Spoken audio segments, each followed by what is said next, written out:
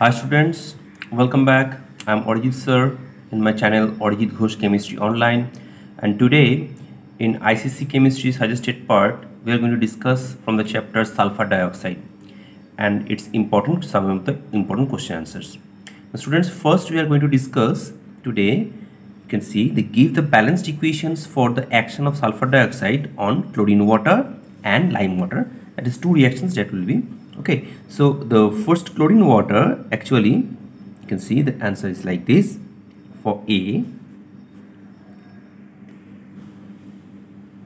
chlorine plus water in presence of sulfur dioxide, it gives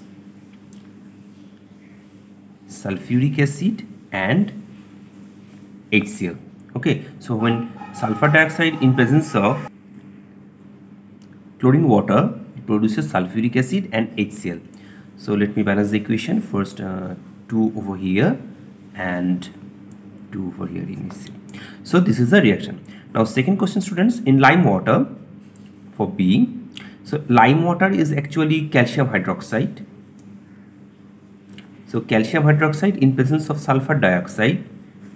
Sulfur dioxide is acidic in nature and calcium hydroxide is basic in nature. So it will produce a salt. This is calcium sulfite and it will be precipitated out. Okay, and water. Okay, this is already balanced. Okay, students. So this is the first question, and so you can see this is the system how actually it occurs. If excess sulfur dioxide is passed through this, for excess sulfur dioxide, I'm writing it here, then you can write calcium sulfite reacts with excess sulfur dioxide solution, then it produces calcium bisulfite. Okay, and calcium bisulfite is soluble, and then this whole solution, which was actually precipitated out and turbid color forms, and then this will again clear solution. Okay, because it is soluble. Okay, students. Now next question I'm going to discuss. It is state the preparation of sulfur dioxide from sodium sulfite. Okay, students. Now sodium sulfite is actually Na2SO3, and in presence of dilute sulfuric acid, sodium sulfite forms sodium sulfate because it is already oxidized, because sulfuric acid is oxidizing in nature.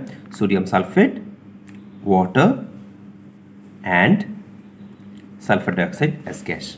Okay, students. So this is the reaction where sodium sulfite produces sulfur dioxide gas in presence of dilute sulfuric acid. Okay, it is already balanced, you can see. So this is the reaction. Okay, now next question we are going to come. Prove that sulfur dioxide is an acidic oxide. Okay, students. So sulfur dioxide is acidic in nature actually because I'm writing the equation first.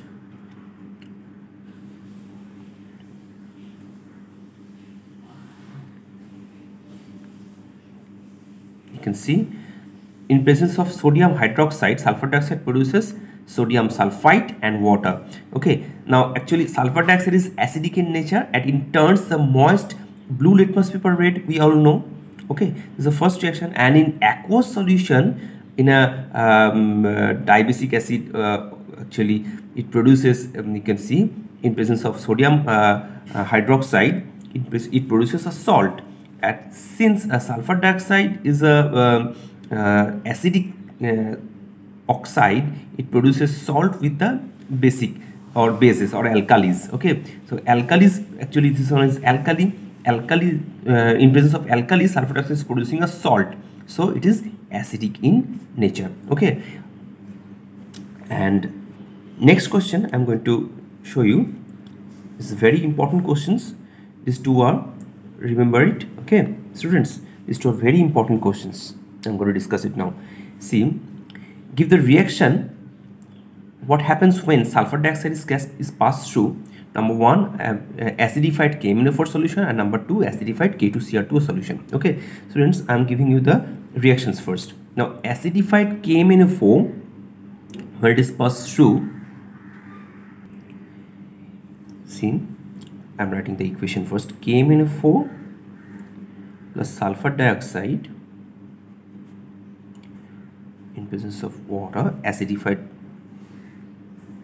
it produces potassium sulfate, manganese sulfate and sulfuric acid. Okay, let's balance it out. It's 2 here, it's 2 is given, and 2 for manganese sulfate, 5,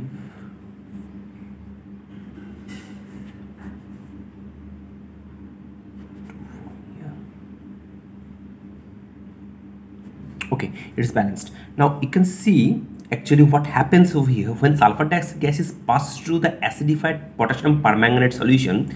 This one is pink in color, this pink color actually, and this one is colorless, manganese sulfate and potassium sulfate. These two are colorless solutions. Okay, so the pink solution changes into colorless solution. So what happens when it is mentioned what happens, not only you write the reaction, but you have to mention the color changes if occurs, if any gas is producing, because what happens whenever the question is asked, you have to write the statement first. Statement always, okay, statement means whatever I have written here, you have to write the statement also.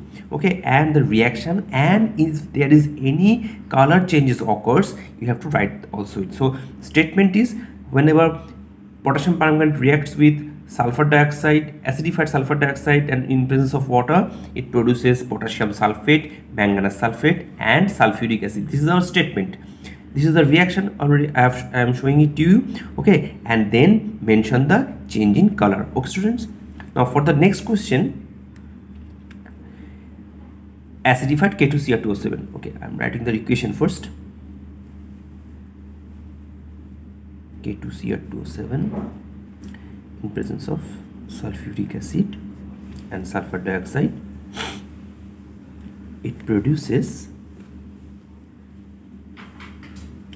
potassium sulfate, chromium sulfate and water. Okay, now we should balance it out first, and you can see sulfur dioxide is F3. okay, now you can see this is already balanced. Okay, now this is the actually the reaction when potassium dichromate in presence of acidified sulfur dioxide gas is passed through, it produces potassium sulfate, chromium sulfate and water. Actually this potassium dichromate, its color is actually orange. Very beautiful reaction to see. You can see this is orange colored, and this chromium sulfate is green in color. Okay students, this is green. So the statement should be like this: when acidified potassium dichromate sulfur dioxide gas passes through its acidified potassium dichromate solution, it produces potassium sulfate, chromium sulfate and water. Okay, and then you can write the change in color, because the potassium dichromate color is orange and it changes into green in color because of the formation of chromium sulfate. Okay students, so these are the very important two reactions I have already discussed with you. Now students, in the next question I am going to discuss with you compare the bleaching action of sulfur dioxide and chlorine. So this one is also very good important question for you students. Okay, now first let me write the reactions. Okay, actually whenever sulfur dioxide bleaches or bleaching effect takes place, it actually sulfur dioxide in presence of water, it produces sulfuric acid and nascent hydrogen. Okay, now this nascent hydrogen, and in case of chlorine, whenever chlorine reacts with water, it produces hypochlorous acid and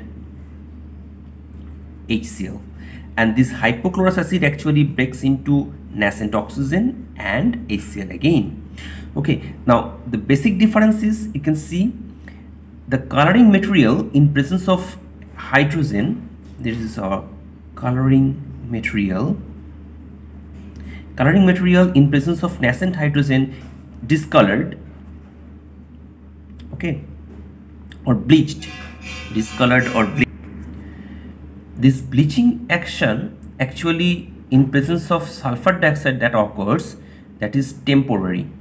This is the basic difference. And whenever this coloring material in presence of nascent oxygen is getting bleached or discolored, this is actually permanent. So this is the basic difference. In case of sulfur dioxide, bleaching action takes place in presence of nascent hydrogen, and in case of chlorine, bleaching action takes place in presence of nascent oxygen. So nascent hydrogen bleaches, it is temporary, and nascent oxygen whenever bleaches, it is permanent. This is the basic difference, that is the comparison between the bleaching action of sulfur dioxide and chlorine. Okay students, the next important question that I am going to discuss is, what is oleum? Students, oleum actually the compound form when sulfur trioxide is dissolved, actually sulfur trioxide, it is dissolved in concentrated sulfuric acid. Okay students, in concentrated sulfuric acid, actually then it produces H2S2O7. It is called oleum or pyrosulfuric acid. Pyrosulfuric acid. Okay students, this pyrosulfuric acid is known as our oleum. Okay students, now next question, write the equation where sulfur dioxide acts as an oxidizing agent and a reducing agent. So these two are the very good important reactions students. I'm going to show it to you. Whenever oxidizing agent, you can write magnesium plus sulfur dioxide, it forms magnesium oxide, and then sulfur gets separated out. So balance the equation. Balancing is must student. Whenever you are writing, you should balance the equation. Without balancing the equation, you are not going to get any marks. Okay, so now you can see, so magnesium is oxidized, so it is oxidizing action by sulfur dioxide, and reducing action.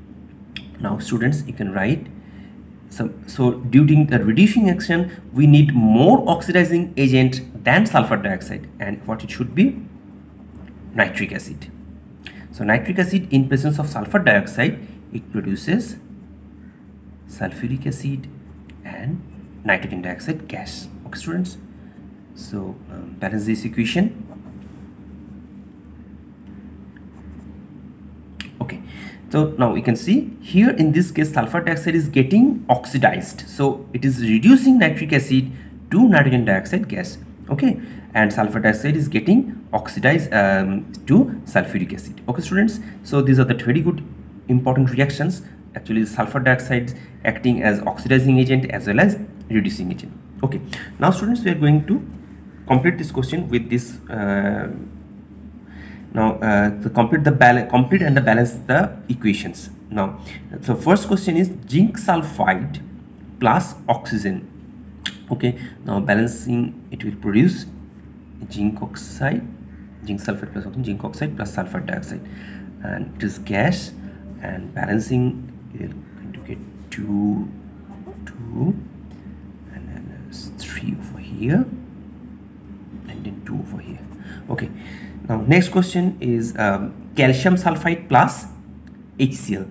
Now calcium sulfide in presence of HCl, it produces dilute HCl, it will produce calcium chloride, water, and sulfur dioxide gas. It's actually sulfur dioxide preparation also students. Okay, remember it. So balancing the equation. Okay, now it is already balanced, so this is the reaction. Now next question is sulfur dioxide in chlorine. So it is not chlorine water, it's only chlorine, so it will produce sulfuryl chloride students, SO2Cl2. This compound is known as sulfuryl chloride. I'm writing it here for you. sulfuryl chloride. So different type of compound you're going to get it. Okay, now next question is H2S plus sulfur dioxide. In H2S plus sulfur dioxide reacts, it produces water and sulfur, yellow colored sulfur gets precipitated. Actually, this is a complete and balancing the reaction, so no need to write anything over here. So just complete the reaction and balance it. Okay, now balancing it, 2 over here and 2 over here and 3 sulfurs. Okay, that's 3 sulfurs. Okay students, now the very last question for this video today, I'm going to discuss it. Okay, actually ferric sulfate in presence of water and sulfur dioxide, and it will produce sulfuric acid and ferrous sulfate. Okay students, now balancing, we'll get 2 over here, so nothing is just sulfuric acid 2, and for ferrous sulfate is 2. Okay students, so this is the reaction that I have already completed for today. So hope you like this video for today students, as I have already discussed with you the ICSE chemistry suggestive questions from sulfur dioxide students. Okay students, so please subscribe my channel and don't forget to like it and share it with the others. Okay, thank you students, goodbye and have a nice day.